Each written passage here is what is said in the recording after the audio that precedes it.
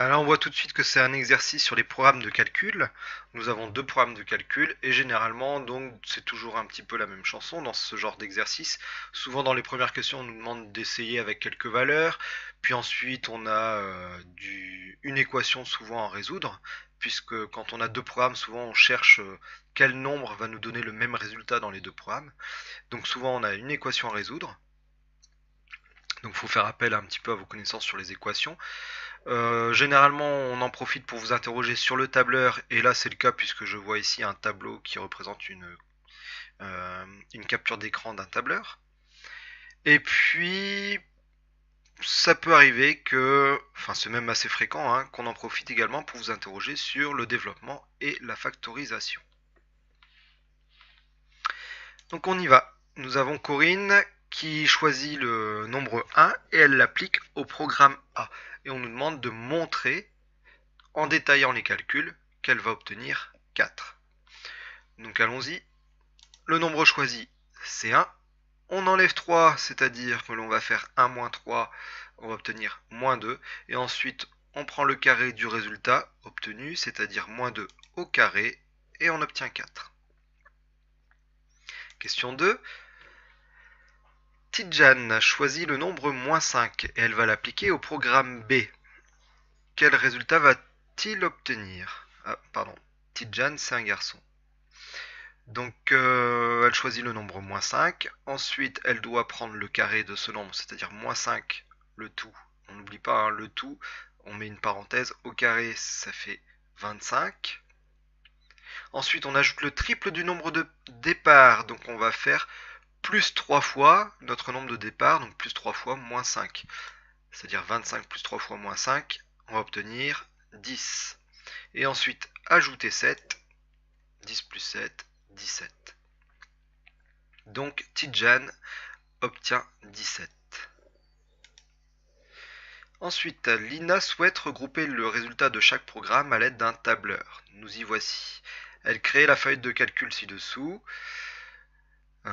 Quelle formule a-t-elle entrée en B3 pardon. Donc B3, c'est cette cellule-ci. Alors, on voit que c'est dans ça correspond au résultat du programme B. Donc, nous, on va s'intéresser à ce programme-là. Et elle a choisi comme nombre de départ le nombre moins 3, c'est-à-dire le nombre qui est stocké dans la cellule B1. Donc, nous, on va refaire le programme de calcul. Sauf que, à la place d'écrire moins 3, on va écrire B1, puisqu'après cette formule, il va falloir l'adapter pour les cellules suivantes et les tirer. Donc si j'écris moins 3, ça ne marchera pas, il faut que j'écrive B1. Donc elle a choisi B1 comme nombre de départ, elle calcule le carré, donc ça nous donne B1 au carré. Ensuite, elle ajoute le triple du nombre de départ, donc plus 3 fois B1, donc on va obtenir B1 au carré plus 3 fois B1.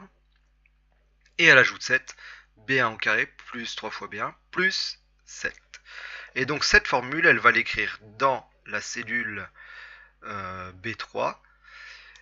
Et il ne faut pas oublier le petit égal devant pour que la cellule fonctionne. Pour que la formule fonctionne, pardon. Question 4. Donc Zoé maintenant... elle veut trouver un nombre qui va nous donner le même résultat dans les deux programmes de calcul. Donc là, ça y est, ça va nous parler d'équation. Et donc pour cela, elle appelle d'abord petit x le nombre choisi au départ. Et on nous demande d'exprimer le résultat de chaque programme en fonction de x, donc en fonction du nombre de départ. Alors d'abord avec le programme A, on doit montrer que on va obtenir x carré moins 6x plus 9. Et dans la question, alors là il y a un mot assez important, c'est le mot développer, c'est-à-dire qu'on va être amené à faire un développement.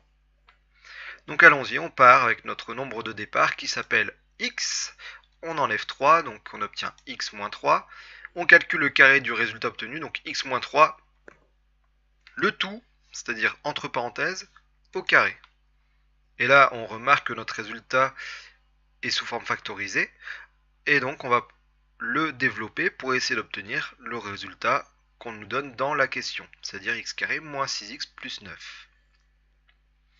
Donc allons-y, x-3 au carré, en fait c'est x-3 fois x-3.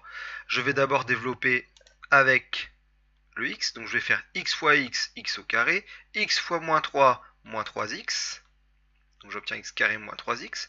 Ensuite je vais développer avec le moins 3 fois x et moins 3 fois moins 3, je vais obtenir moins 3x plus 9. Et maintenant en simplifiant, ici donc dx carré, j'en ai qu'un, donc ça va rester x carré.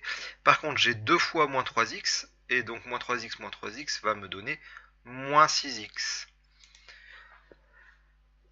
Donc il me reste x carré moins 6x plus 9. Voilà, je retrouve bien ce que l'on m'a demandé. Donc ça c'est le résultat du programme A en fonction de x. Pour le programme B,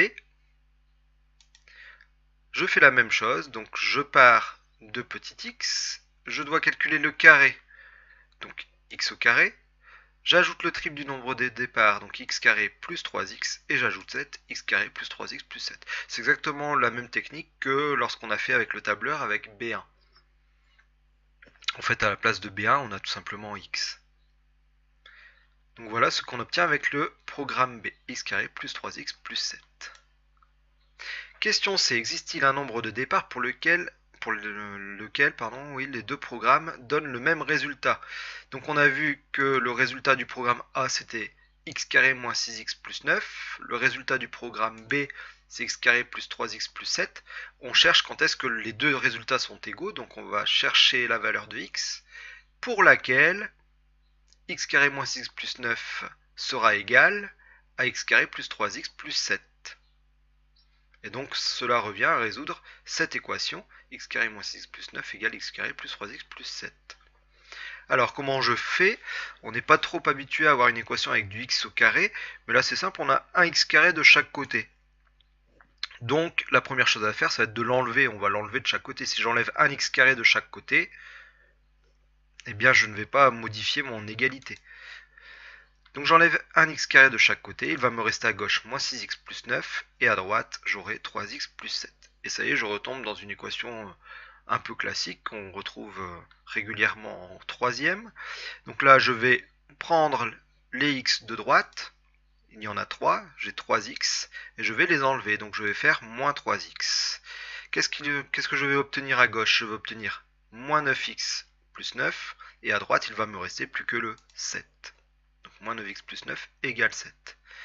Étape suivante, je vais enlever les constantes qui sont à gauche, donc le plus 9, donc je fais moins 9. Il va me rester à gauche moins 9x, et à droite, une fois que j'aurai fait moins 9, je vais obtenir moins 2. Donc j'obtiens moins 9x égale moins 2. Dernière étape, je prends le nombre qui est devant le x, c'est-à-dire le moins 9, et je vais diviser donc de chaque côté par moins 9. Je vais obtenir x égale moins 2 sur moins 9, c'est-à-dire x égale 2 neuvièmes. Donc j'obtiens une valeur comprise entre 0 et 1 ici, 2 neuvièmes. Et normalement, si je vérifie mon résultat en remplaçant le x dans mes deux programmes par 2 neuvièmes, ça devrait me donner le même résultat. Alors un moyen assez rapide de vérifier qu'on a bon, c'est de regarder un petit peu la capture d'écran du tableur que l'on avait. Et je regarde un petit peu les résultats du programme A et du programme B. À quel moment sont-ils égaux ou à quel moment sont-ils les plus proches l'un de l'autre? Eh bien, on remarque que c'est entre 0 et 1 justement que nos deux programmes vont nous donner à peu près le même résultat. Ailleurs, leurs résultats semblent s'éloigner l'un de l'autre.